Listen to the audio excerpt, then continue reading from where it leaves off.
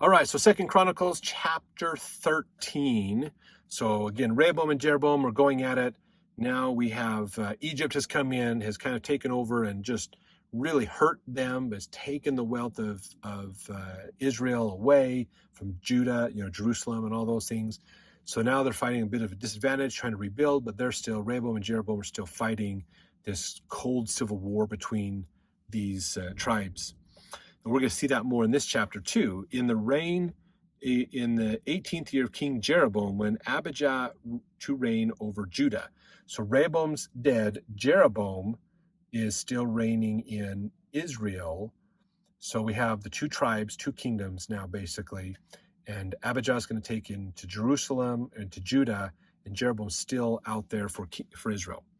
Verse 2, he reigned 3 years in Jerusalem. His mother's name also was Micaiah, the daughter of Uriel of Gibeah, and there was war between Abijah and Jeroboam.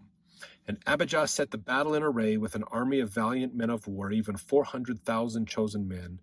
Jeroboam also set the battle in array against him with 800,000 chosen men, being mighty men of valor.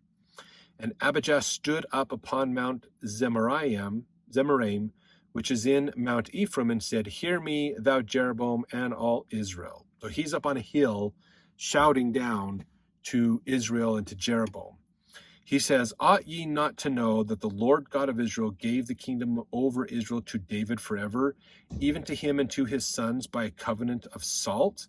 So he is bringing up the idea, realizing that God gave David and his descendants right to rule in Israel. So he's establishing, I am that rightful ruler. What are you doing? You've gone astray. He says here, verse 6, "Yet Jeroboam the son of Nebat, the servant of Solomon, the son of David, is risen up and hath rebelled against his Lord." So Jeroboam's not, I think 2 chapters ago I mentioned Jeroboam might be a son of Solomon. He's a servant. He's a son of a servant of Solomon, that rebelled. Verse 7, "And there are gathered unto him vain men, the children of Belial," meaning the children of Belial is kind of a bad term, sons of worthlessness, the scoundrels, children of evil people, basically, "and have strengthened themselves against Rehoboam the son of Solomon, when Rehoboam was young and tender-hearted and could not withstand them." So he's saying that they have no leg to stand on. Jeroboam and Israel are following evil people, doing bad things. They don't have the right to rule. God gave our family the right to rule. Verse 8, "Now ye think to withstand the kingdom of the Lord in the hand of the sons of David, and ye be a great multitude, and there are with you golden calves which Jeroboam made you for gods. Have ye not cast out the priests of the Lord, the sons of Aaron and the Levites, and have made you priests after the manner of the nations of other lands? So that whosoever cometh to consecrate himself with a young bullock and 7 rams, the same may be a priest of them that are no gods. But as for us, the Lord is our God, and we have not forsaken him. And the priests which minister unto the Lord are the sons of Aaron, and the Levites wait upon their business." So I'm going to pause for a second here. He's really trying to say, I am coming from the firm right standpoint. You are wrong. I'm right. You're wrong. And technically, he is correct. He has the law of Moses on his side, as this is what we need to do. We need to worship at the temple. We have the Holy of Holies, the Ark of the Covenant's in the temple at Jerusalem. We have all the priests who've been set aside and ordained by God to be priests. We are following the truth. You are not, is what he's really trying to prove here.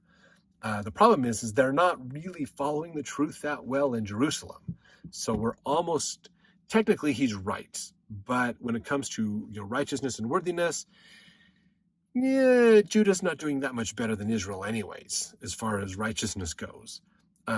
So he's sort of right, but there's still a lot of room for improvement equally as well for them. And he says here, verse 11, "They burn unto the Lord every morning and every evening burnt sacrifices and sweet incense. The shewbread also set they in order upon the pure table." So this is talking about the duties of the priests that they're supposed to be doing. "The candlestick of gold with the lamps thereof to burn every evening, for we keep the charge of the Lord our God, but ye have forsaken him. And behold, God himself is with us for our captain, and his priests with sounding trumpets to cry alarm against you, O children of Israel. Fight ye not against the Lord God of your fathers, for ye shall not prosper. So this is him coming out going, I am standing on the high ground. I am standing on truth. You're standing on a false platform. You have nothing to base it on. You're false, you're evil, you're wrong. I have the truth. Now this is an interesting point because technically he's right. But the reality is he's just as wicked as Israel. So while he technically has the truth on his side, he's not following it very well. And that's the problem. They're equally sinful. They're equally bad. This is kind of a good example of somebody worrying about the mote in somebody else's eye when he's got a beam in his own eye. This is Elder Uchtdorf talked about in one of his conference talks. Don't get mad at me or hate me because I sinned different than you did, basically. So that's kind of what's happening here in reality. Verse 13, but Jeroboam caused an ambushment to come about behind them. So they were before Judah, and the ambushment was behind them. And when Judah looked back, behold, the battle was before and behind. And they cried unto the Lord, and the priests sounded with trumpets. And the men of Judah gave a shout. And as the men of Judah shouted, it came to pass that God smote Jeroboam and all Israel before Abijah and Judah. Now, there's a lot more to this story than that. You got to go look it up in probably in the First Kings area to learn more. But they had a battle. They caused an ambush. They run around to the back. So there's two battles. So they're trying to attack Judah on both sides. Judah panics. They flee and are able to get out of there with their lives, basically. Verse 17, and Abijah and his people slew them with a great slaughter. So there fell down slain of Israel 500,000 chosen men. Thus the children of Israel were brought under at that time, and the children of Judah prevailed because they relied upon the Lord God of their fathers. So they really tried to basically get God on their side and do things. They believed God was helping them more. And he could have helped them. Maybe Israel attacked Judah. Judah was defending. And so that gave them that advantage of asking for God for help. So verse 19, Abijah pursued after Jeroboam and took cities from him, Bethel with the towns thereof, Jeshanah with the towns thereof, and Ephraim with the towns thereof. Neither did Jeroboam recover strength again in the days of Abijah, and the Lord struck him, and he died. So Jeroboam died after this battle and never recovered and passed away, basically. Verse 21, but Abijah waxed mighty and married 14 wives and begat 22 sons and 16 daughters. And the rest of the acts of Abijah and his ways and his right sayings are written in the story of the prophet Iddo. Now, we don't have those again. We don't have the prophecy of Iddo. It's still lost, basically, still a lost book. Hopefully we'll get those one of these days. So let's jump to the next chapter as we continue on. Jeroboam's dead, so Israel's going to need a new king on their side as well.